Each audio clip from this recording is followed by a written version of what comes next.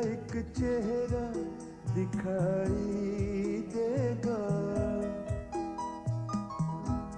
दिल का एक चेहरा दिखाई देगा, दर्द बोला तो, दर्द बोला तो सुनाई देगा,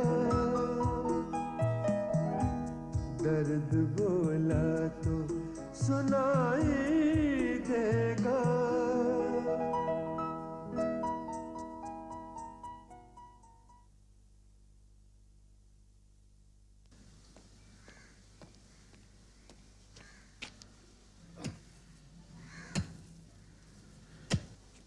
अरे बाप रे, इसके हाथ में तो हथियार भी है।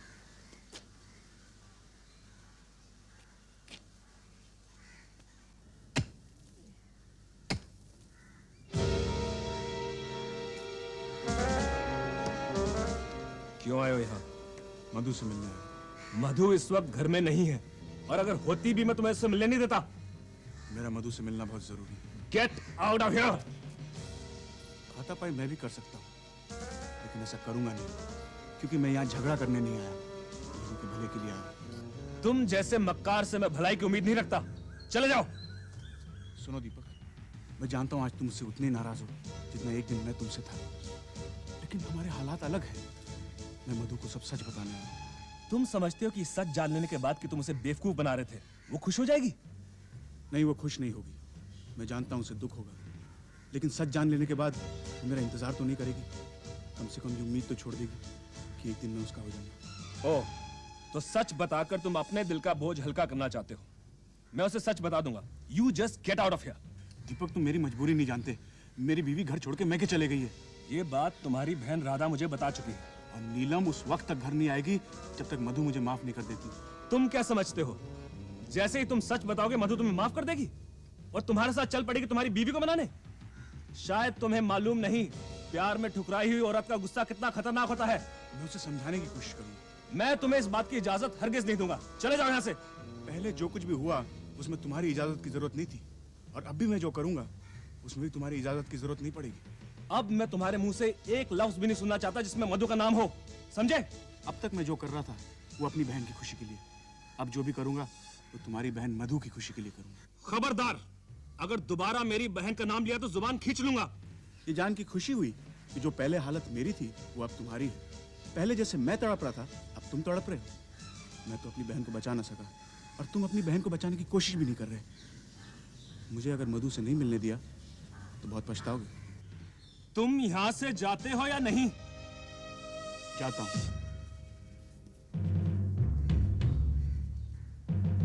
मधु का ख्याल रखना। Get the hell out of here!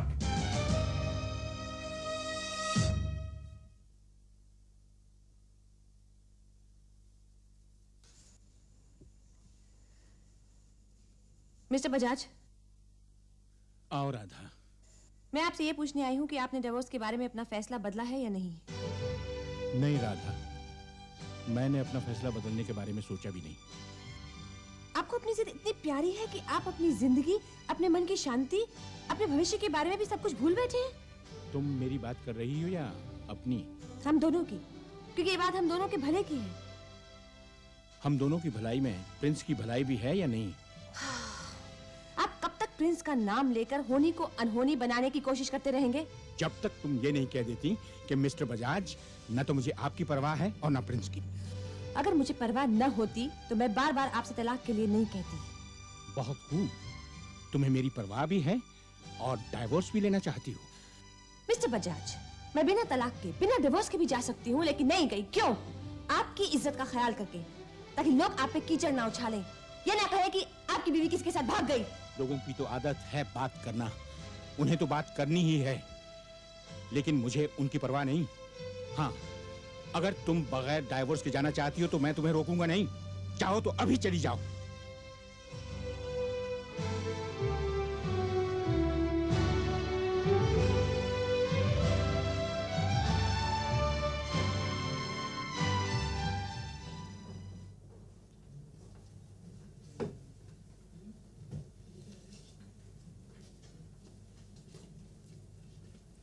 Radha,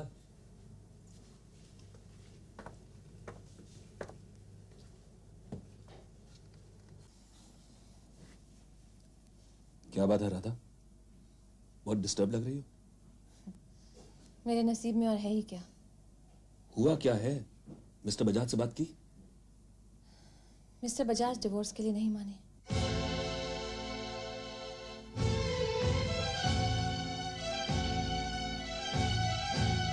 आज पहली बार इतने गुस्से में इतनी फटकार कर बात की मुझसे। कहने लगे अगर जाना है तो अभी चली जाओ, मगर बगैर डिवोर्स के। कहते वक्त गुस्से में उनका चेहरा ऐसा हो गया था कि मैं तो डरी गई, कहीं फिर से दिल का दौरा न पड़ जाए। पड़ ही जाता तो अच्छा होता। दीपक, अगर खुद रास्ते से नहीं हटना चाहते तो भगवान ही हटा दे। For God's sake, इस तरह की बुरी बातें मुंह से मत निकालो। क्यों? बड़ी हमदर्दी है मिस्टर बजाज के लिए। अगर एक इंसान को दूसरे इंसान से हमदर्दी हो तो इसमें बुरी बात है? आई एम सॉरी राधा, गुस्से में आके ऐसा कह गया। दीपक, अगर मैं तुम्हारे लिए मिस्टर बजाज को छोड़ रही हूँ तो इसका मतलब ये नहीं है कि मैं उनका बुरा चाहती हूँ। मैंने सॉरी कहा ना।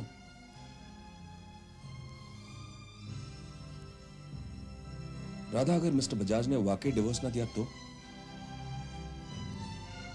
शायद मुझे वही करना पड़ेगा जो मिस्टर बजाज ने कहा। मतलब? बिना डिवोर्स के उन्हें छोड़ना पड़ेगा। बिना डिवोर्स के तुम उन्हें छोड़ तो सकती हो राधा, लेकिन बिना डिवोर्स के मुझसे शादी नहीं कर सकती। शादी नबी की तो क्या फर्क पड़ता है? राधा, मैं तुमसे सिर्फ प्यार ही नहीं करता, तुम्हारी इज्जत भी करता हूँ और चाहता हूँ कि लोग भी तुम्हें हमेशा इज्जत की नजर से देखें। मेरी समझ में नहीं आता कि दो इंसानों के रिश्ते के बीच में ये लोग कहाँ से आ जाते हैं। हम दो इंसान अलग से नहीं हैं, इन्हीं लोगों का तो एक हिस्सा है। हमें इन्हीं के साथ, इन्हीं के बीच रहना है। लेकिन हमारा जीवन तो अपना है, हमारा है ना। शायद इतना नहीं जितना तुम समझती हो। हमारी संस्कृति, हमारा समाज, हमारी परंपरा, इन सब का ख्याल भी तो रखना पड़ता है। तो मुझे कंफ्यूज कर रहे थे। दुनियादारी में कंफ्यूजन की कोई बात नहीं है राधा। तुम्हारी दुनियादारी क्या कहती है कि किसी दूसरे की बीवी से छुप छुप के मिलो, दुनिया की नजरों से दूर उसे प्यार करो, रात के अंधेरे में उसे अपनी हवस का शिकार बनाओ, और जब वो अपने पति से डिवोर्स न ले सके तो उसे समाज, दुनियादारी और परंपरा का वास्ता देकर अपने से दूर रखने की कोशिश करो। राधा, तुम मुझे गलत समझे हो। मैं तुम्हें अपने से दूर नहीं रखना चाहता। मैं तो चाहता हूँ तुम हमेशा मेरे पास रहो, मुझसे शादी करके। और वो तभी पॉसिबल है जब मिस्टर बजाज मुझे डिवोर्स दे दें, लेकिन मुझे मालूम है वो अपनी जिद में आकर ऐसा नहीं करेंगे। तुम उनसे एक बार फिर बात करके देखो। नहीं बाबा, जितनी बार बात करूंगी उतनी ही वो और ज्यादा अपनी जिद पे अड़ेंगे। मैं जानती हूँ 10 साल बिताए हैं उनके साथ, एक एक पल जिया है उनके साथ। एक बार वो अपनी जिद पकड़ लेते हैं तो फिर उन्हें उससे कोई नहीं हटा सकता।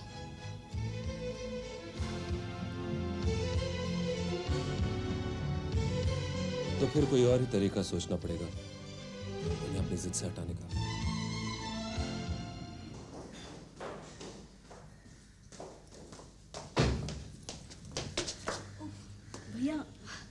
भैया आपने बताया नहीं, कल जतिन यहाँ आया था। मैंने तुम्हें बताने की जरूरत नहीं समझी। क्यों? क्योंकि मैं उसकी असलियत जान चुका हूं। मैंने ही उसे मना किया तुमसे मिलने से। और मधु, जब तुम उसकी असलियत जान जाओगी। देखो भैया, मैं उसकी असलियत जान चुकी हूँ। आप ही ने बताया था कि उसकी शादी हो चुकी है। उसके शादीशुदा होने के अलावा उसकी असलियत यह भी है कि वो तुमसे प्यार नहीं करता। उसने प्यार का सिर्फ ढोंग रचाया था। भैया, मुझे उसके प्यार पर पूरा विश्वास है। उसका प्यार सच्चा है।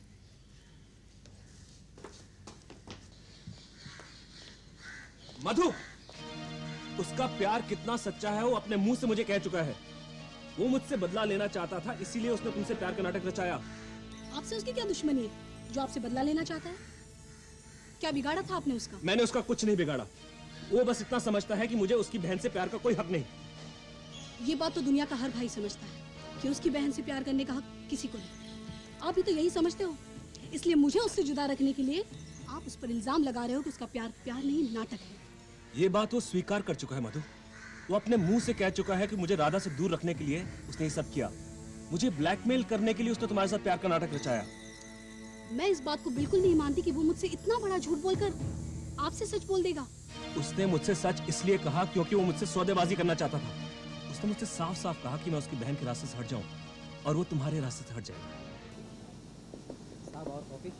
नहीं नहीं, कॉफी वॉफी बहुत हो गई। कुछ ठंडा ले आओ। कौन सा ठंडा सर?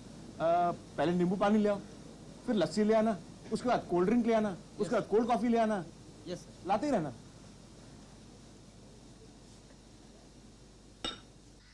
भैया आपको अगर मेरा इतना ही ख्याल है जितना कि आप कह रहे हैं तो आप उसकी बात क्यों नहीं मान लेते? आप उसकी बहन को भूल जाइए, वो आपकी बहन को भूल जाएगा। यही तो चाहते हैं ना आप? मधु, मुझसे फालतू बहस मत करो। मैं जो कह रहा हूँ सच कह रहा हूँ। ये सच्चाई मैं जतिन के मुंह से सुनना चाहती हूँ और इस वक्त मैं उसी से मिलने जा रही हूँ। तुम उससे मिलने नहीं जाओगी, समझी? कौन रोकेगा मुझे? मैं, क्योंकि एक भाई को अपनी बहन की भलाई सोचने का हक जरूर है। एक भाई को अगर ये हक है तो एक बहन को भी ये हक जरूर होना चाहिए कि वो अपने भाई की भलाई सोच सके। भैया अगर आप राधा का ख्याल अपने दिल से निकाल दें तो मैं वादा करती हूँ मैं जतिन से कभी नहीं मिलूंगी। तुम उससे कभी नहीं मिलोगी, ये मेरा फैसला है। फैसले अपराधियों को सुनाए जाते हैं भैया, और मैंने कोई अपराध नहीं किया है। मैं उससे मिलने जा रही हूँ। मधु, तुम उससे मिलने नहीं जाओगी। भैया आप मुझे मेरी मर्जी के खिलाफ कहीं भी जाने से नहीं रोक सकते, और अगर आपने मुझ पर किसी भी किस्म की पाबंदी लगाई तो मैं ये घर हमेशा के लिए छोड़ जाऊंगी। कहाँ जाओगी तुम? Well, Bombay is not a small place. कहीं भी चली जाऊंगी जहां मैं जब चाहे जतिन से मिल सकूं। ओके, जब तुम उसके मुंह से खुद हकीकत सुन लोगी ना तो खुद ही उससे मिलना नहीं चाहोगी।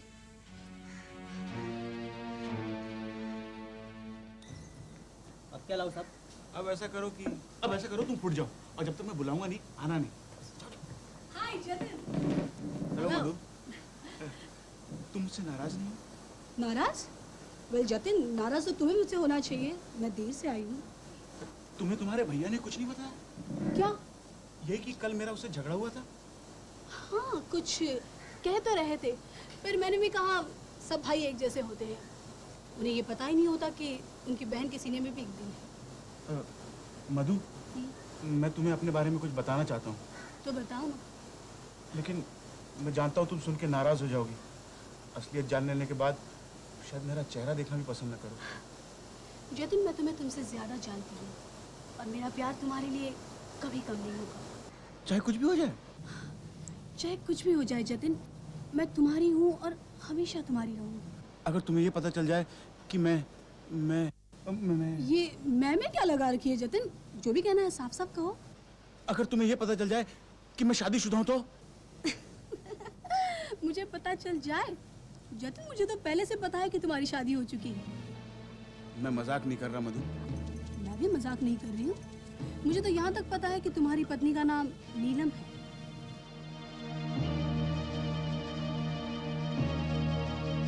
नीलम ही है ना? लेकिन तुम कैसे जानती हो? कब से जानती हो? काफी दिनों से जानती हूँ जतिन। एक दिन अमृतराम ने मुझे अपने घर बुलाया था। हेलो अमृतराम जी। ओ मधु, आओ मधु आओ। आपने बुलाया था मुझे? हाँ, मैं तुमसे कुछ बात करना चाहता हूँ। पर अमृतराम जी, मुझे गाना नहीं आता। मैंने तुम्हें गाने के लिए नहीं बुलाया, मैं तुमसे बात करना चाहता हूँ इसलिए बुलाया, समझी? आओ ओह, अच्छा। आओ मधु। Be seated. थैंक्स। हाँ तो कहिए अमृतराम जी। तुम जतिन को कैसे जानती हो? Are you jealous? No, I am not jealous. तो फिर आप उसके बारे में क्यों पूछ रहे हैं? नहीं, मैं उसके बारे में नहीं पूछ रहा हूँ, मैं ये पूछ रहा हूँ कि तुम उसे कैसे जानती हो? आप बिल्कुल गलत समझे। मैं उसे जानती नहीं हूँ। हाँ, जानना चाहती हूँ। क्यों? अब क्या आपको ये भी बताना होगा कि एक लड़की एक लड़के के बारे में क्यों जानना चाहती है? मैं उसके बारे में बहुत कुछ जानना चाहती हूँ। क्या आप उसके बारे में कुछ बता सकते हैं?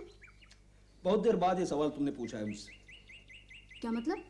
अगर जानना ही चाहती हो तो तुम ये सवाल मेरी भतीजी से पूछो। ठीक है, मैं आपकी भतीजी से पूछ लूंगी। लेकिन जतिन के बारे में आपकी भतीजी से क्यों पूछूं? क्योंकि मेरी भतीजी जतिन की पत्नी है। तुम्हें ये सब मालूम था और इतने दिनों से मुझे धोखा देते आई हो?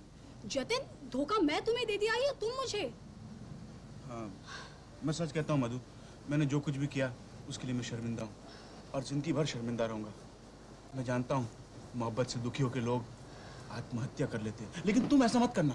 मेरा ऐसा कोई इरादा नहीं है जतिन। नहीं? कुछ कायर प्रेमी बेवफा प्रेमी को मर्डर कर देते, कहीं तुम। जतिन, मेरा ऐसा भी कोई इरादा नहीं है। तो फिर क्या इरादा है तुम्हारा? बस ऐसे ही तुमसे हमेशा प्यार करती रहूंगी। अरे नहीं, ये तो तुम बिल्कुल मत करना। क्यों? क्योंकि जो कुछ भी मैंने किया वो अपनी बहन को सीधे रास्ते पे लाने के लिए किया था। और जो मैं कर रही हूँ वो भी अपने भाई को सीधे रास्ते पर लाने के लिए ही।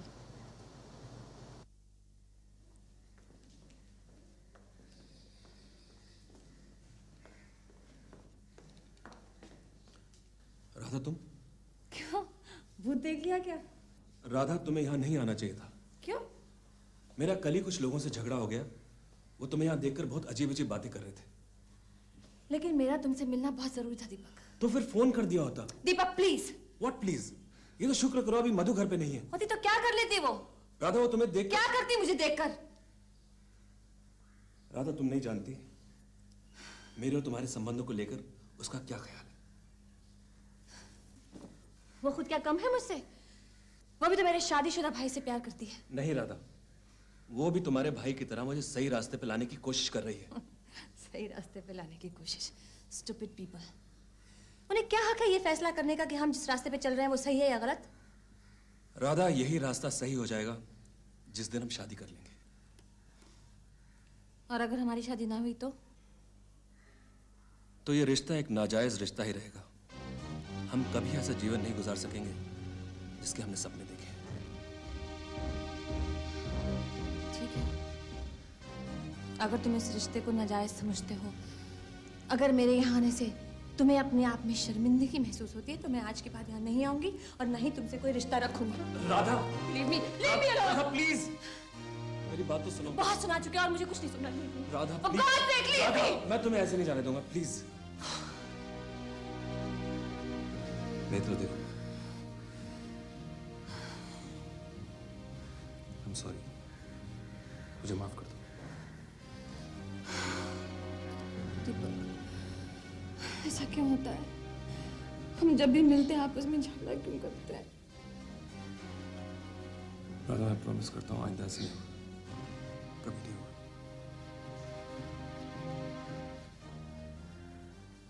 बस मेरी सिर्फ इतनी बात मान लो मधु, घर चल के नीलम को ये बता दो तुम्हें सब पता चल गया है और तुम्हें इस बात का कोई दुख नहीं। नहीं जतिन, मैं ऐसा नहीं कर सकती। लेकिन क्यों? क्योंकि जब तक नीलम दुखी है राधा को एहसास रहेगा। या तो वो मेरे भाई का पीछा छोड़ देगी या मिस्टर बजाज को तलाक देकर भैया से शादी कर लेगी। तुमने ये नहीं बताया कि तुम। यहाँ क्यों आई? उस वक्त तुम जहाँ भी होते मैं वहीं चली आती है। तो कोई खास बात नहीं थी? तुमसे मिलना कोई आम बात भी तो नहीं है। हम आम लोग भी तो नहीं है ना। हाँ Deepak, we are very special people.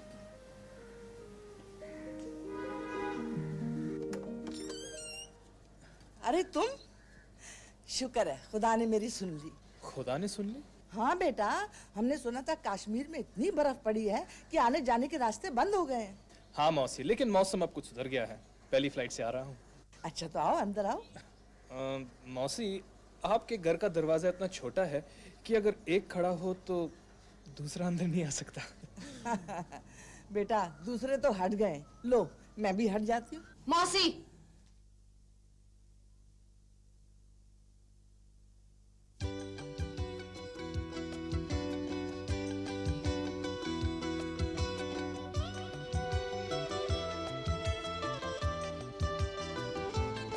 आइए आइए योगेश जी। ये जी कब से शुरू हो गया? हा? क्यों? जी और जनाब में क्या फर्क होता है? सिर्फ इतना कि जब तुम जनाब कहती हो तो बहुत अच्छी लगती हो।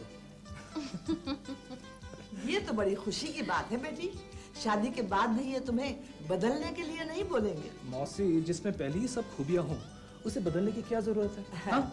खुदा सलामत रखे। अच्छा सुनिए, अमृत राम जी आए थे।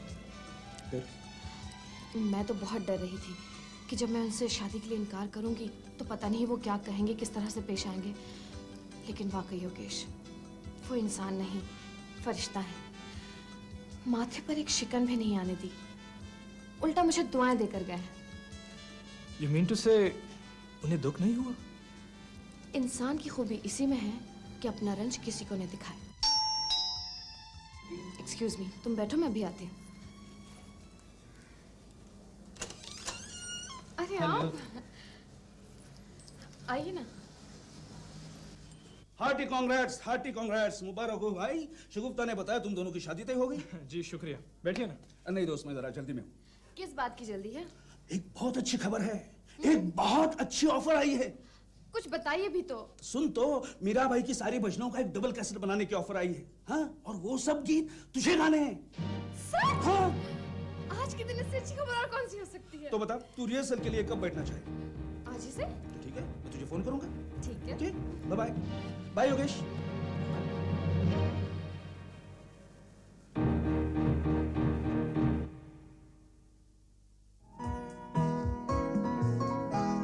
दिल का एक चेहरा दिखाई देगा, दिल का एक चेहरा दिखाई देगा। दर्द बोला तो, दर्द बोला तो सुनाई देगा, दर्द बोला तो सुनाई देगा।